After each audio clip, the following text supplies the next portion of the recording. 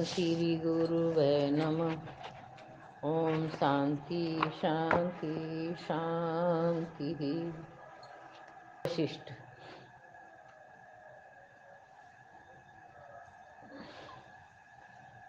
मुनीश्वर जैसे वायु के प्रभाव में पड़कर मोर पंख का अग्रभाग वेग से हिलता रहता है, उसी प्रकार यह चंचल चित्त भी अत्यंत व्यग्र होकर व्यर्थ ही इधर उधर दौड़ता रहता है। जैसे कुत्ता अपने पेट भरने के लिए व्याकुल हो गांव में दूर दूर से दूर तक के घरों का स्थानों का चक्कर लगाता है, वही दशा इस चंचल मन की है।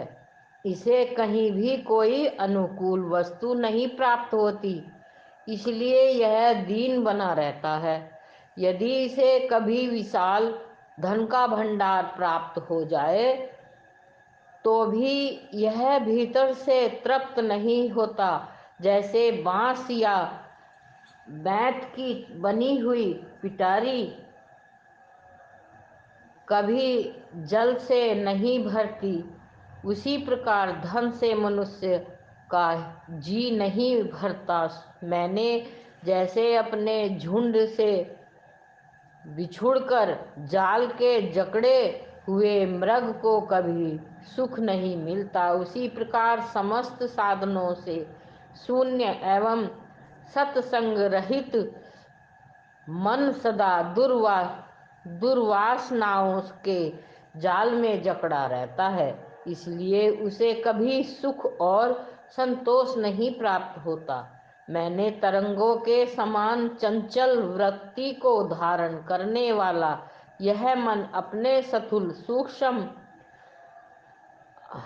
अवयव विभाग को छोड़कर एक क्षण के लिए भी हृदय में स्थिर नहीं रहता। विषयों के चिंतन से शोभ को प्राप्त होता है। यह मन मंद्राचल के आघात से उछलती हुई क्षीर सागर की दुग्ध राशि के समान दसों दिशाओं में दौड़ता या भटकता फिरता है, किंतु कहीं भी शांति को नहीं पाता। ब्राह्मण जैसे मृग गड्ढे में गिरने की कोई चिंता न करके हरी हरी दूब चरने की इच्छा से प्रेरित हो बहुत दूर तक दौड़ लगाता है, उसी प्रकार यह मन नगर के गर्त में गिरने की परवाह न करके भोग लाभ की आशा से बड़ी दूर तक चक्कर लगाता है। भांति भांति के मनसूबे बांधता रहता है। जैसे पिंजड़े में बंद किया हुआ सिंह चिंता के कारण एक जगह स्थिर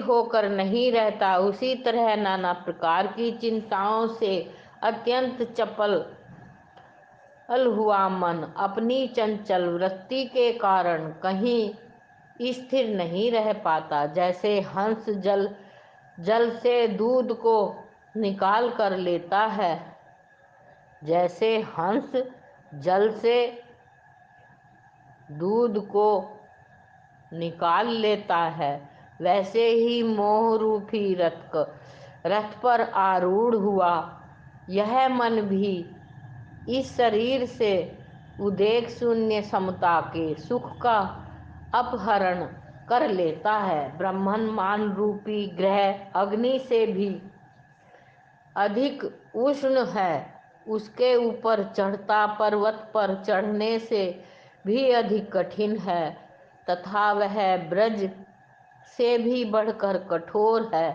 उसको बस में लाना बहुत ही कठिन है।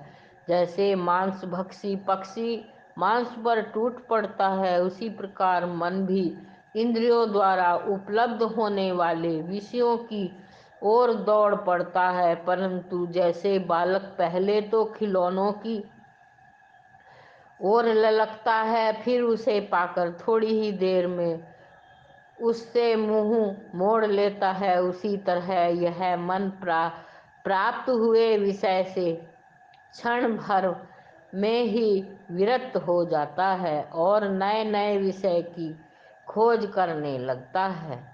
समुद्र को पी जाना, सुमेरु पर्वत को जड़ से उखाड़ फेंकना तथा अग्नि की आहार करना, ये महान एवं दुस्साध्य कार्य हैं, परंतु चंचल चित्त को वश में कर लेना इनसे भी महान एवं कठिन कार्य है। संपूर्ण पदार्थों का कारण चित्त है। जब तक चित्त है तभी तक तीनों लोकों की सत्ता है। उसके क्षीण होते ही जगत क्षीण हो जाता है। इसलिए इस चित्त रूपी रोग की यत्न पूर्वक चिकित्सा करनी चाहिए। मैंने जैसे महान पर्वत से अनेकानेक वनों एवं काननों की उत्पत्ति होती है, उसी प्रकार मन से ये सैकड़ों सुख दुख पैदा हुए हैं, इसमें संशय नहीं। अध्यात्म विषयक विवेक से जब यह मन दुर्लभ हो जाता है, तब ये सारे सुख दुख निश्चय हो पूर्ण रूप से गल जाते हैं, ऐसा मेरा विश्वास है। महान मुमुक्षु पुरुष जिसके जीते जाने पर सम दम क्षमा दया समता शांति संतोष सरलता आदि समस्त सद्गुणों के स्वाधीन होने की आशा करते रहे हैं, उस शत्रु रूप चित्त को जीतने के लिए मैं सब प्रकार से उद्यत हुआ हूँ। अतएव जैसे चंद्रमा मेघमाला का अभिनंदन नहीं करता, उसी प्रकार मैं तीव्र वैराग्य संपत्ति से युक्त होने के कारण जड़ और मलिन विलास वाली लक्ष्मी का अभिनंदन नहीं करता। ओम शांति शांति शांति। प्रणाम भगवान।